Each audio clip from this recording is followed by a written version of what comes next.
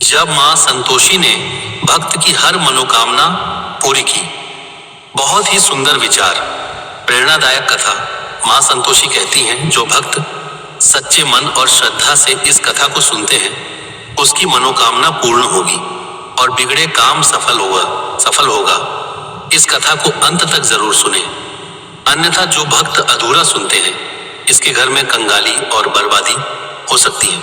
चलिए शुरुआत करते हैं। एक छोटे से गांव में गीता नाम की एक साधारण लेकिन बेहद श्रद्धालु महिला रहती थी।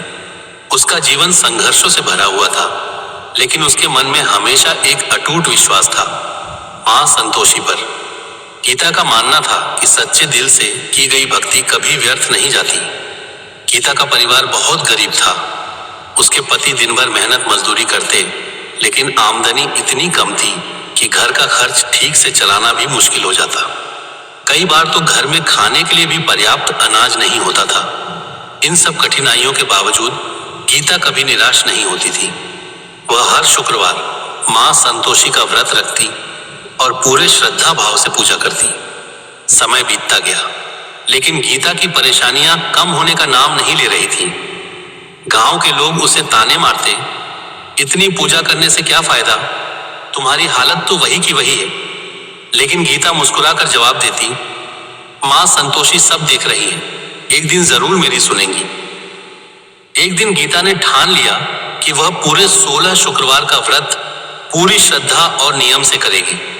उसने मन में संकल्प लिया कि चाहे कितनी भी कठिनाई क्यों ना आए, वह अपने व्रत को नहीं तोड़ेगी। हर शुक्रवार वह गुड़ और चने का प्रसाद चढ़ाती, कथा सुनती और मां से अपने परिवार की खुशहाली की प्रार्थना करती। व्रत के दौरान उसकी परीक्षा भी कम नहीं हुई। एक बार घर में खाने के लिए कुछ भी नहीं बचा था। बच्चों ने भूख से रोना शुरू कर दिया। उस दिन गीता के पास प्रसाद के लिए भी गुड़ और चना नहीं था। वह बहुत दुखी हुई, लेकिन उसने हार नहीं मानी। उसने पड़ोस से थोड़ी सी मदद ली और किसी तरह प्रसाद तैयार करके मां संतोषी की पूजा पूरी की। उसकी सच्ची भक्ति और समर्पण देखकर मानो मां संतोषी भी भावुक हो उठी। धीरे धीरे गीता के जीवन में बदलाव आने लगा। उसके पति को एक अच्छी नौकरी मिल गई, जिससे उनकी आमदनी बढ़ने लगी। घर की आर्थिक स्थिति सुधरने लगी। एक दिन गीता के पति को शहर से काम का बड़ा मौका मिला। उन्होंने मेहनत और ईमानदारी से काम किया और कुछ ही समय में उनका काम इतना बढ़ गया कि वे गांव के सबसे सम्मानित व्यक्ति बन गए। अब उनके घर में सुख समृद्धि का वास था। लेकिन गीता ने कभी भी अपनी भक्ति को कम नहीं होने दिया। वह पहले की तरह ही हर शुक्रवार व्रत रखती और मां संतोषी का धन्यवाद करती।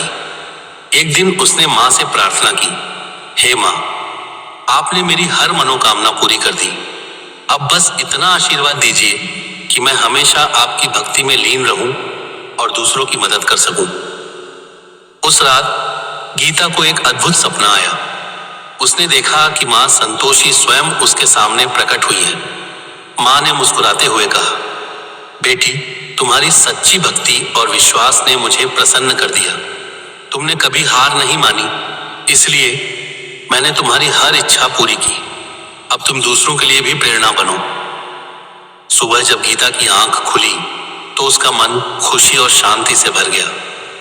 उसने समझ लिया कि यह सपना नहीं बल्कि मां का आशीर्वाद था।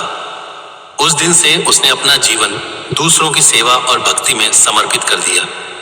धीरे धीरे गीता की कहानी पूरे गांव में फैल गई। लोग उसके पास आने लगे और उससे भक्ति का महत्व सीखने लगे। गीता सभी को यही समझाती, सच्ची भक्ति में बहुत शक्ति होती है। अगर मन साफ हो और विश्वास अटूट हो तो मां संतोषी हर मनोकामना जरूर पूरी करती है। इस तरह गीता का जीवन एक प्रेरणा बन गया। उसने यह साबित कर दिया कि चाहे कितनी भी कठिनाई क्यों न हो, अगर हम सच्चे दिल से भगवान पर विश्वास रखें और धैर्य बनाए रखें तो एक दिन हमारी हर इच्छा पूरी जरूर होती है। सीख, इस कहानी से हमें यह सीख मिलती है कि सच्ची श्रद्धा, धैर्य और विश्वास से जीवन की हर मुश्किल आसान हो सकती है। मां संतोषी अपने भक्तों की हर मनोकामना पूरी करती हैं। बस जरूरत है सच्चे मन से उनकी भक्ति करने की। ऐसे ही और कहानी और कथा सुनने के लिए हमारे चैनल को लाइक, शेयर, फॉलो और सब्सक्राइब करें। धन्यवाद।